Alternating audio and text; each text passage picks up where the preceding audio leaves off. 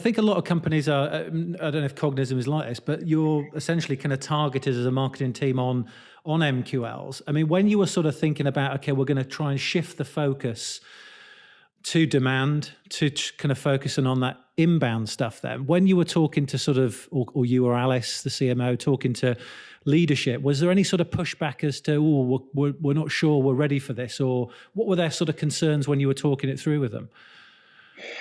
Yes, I think the main concern was that obviously by losing the leads in some way that would impact revenue, and that actually the lead gen motion itself was beneficial to the inbound motion. So like by running all these ads for our ebooks, whether they were gated or not, that was actually driving people inbound, which is probably true. But as long as but actually, if that's driving a good number of inbounds already and half of these people can't even see the content, then our argument back was, imagine if they could see everything and access it and actually engage with the brand, then what will that do for inbounds?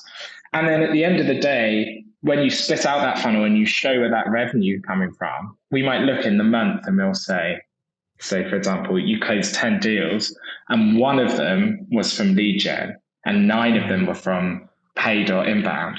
Then you just say that I just need to make up 1 deal a month by switching this, just one, and I'm already matching where we're at. So, and that's often how the split is. So we just sort of worked that out and figured out where we're going to send. But that obviously that was the concern. Yeah. And And sales are still doing their outbound motion themselves then. They're just not kind of following up on these content leads. So you're almost freeing them up a little bit, I guess. Yeah, so obviously there was some concern there at first because it was, what do the SDRs do without all the leads? But actually, once you commit to this, and obviously having a tool like Cognism ourselves means that we've got the contact data we need to do outbound too.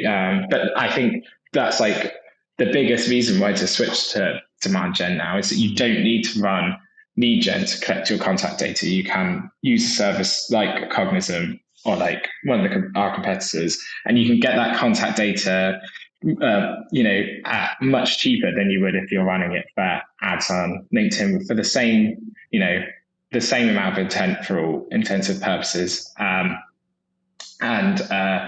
So they've got that side, so they can run that. And actually, when they analyzed like the meetings booked from the SDRs, they found that the content leads often booked into a meeting higher than anyone else, right? So because they've obviously seen Cognism brand, they're like, yeah, I'll see a meeting, but then they went no further than that. So actually what was happening was all the SDRs hit quota on content meetings that don't go, on meetings attended from content leads that don't go anywhere into revenue. And all the AEs calendars are jam-packed with meetings that don't move forward either. So if you take all those leads away, then you actually benefit sales because now they can focus on like doing high quality outbound, trying to find people who are at the point that they're ready to buy, building relationships with people so they can book them into a meeting when they're ready. And then the AEs only have meetings from people who have submitted inbound demo requests or from high quality outbound where the SDRs have actually built a relationship and these people have started to know about Cognism themselves. Perfect. And no tussling with what is a lead, what isn't a lead, this is a poor lead, this is, everybody's a winner, I guess, really, aren't they?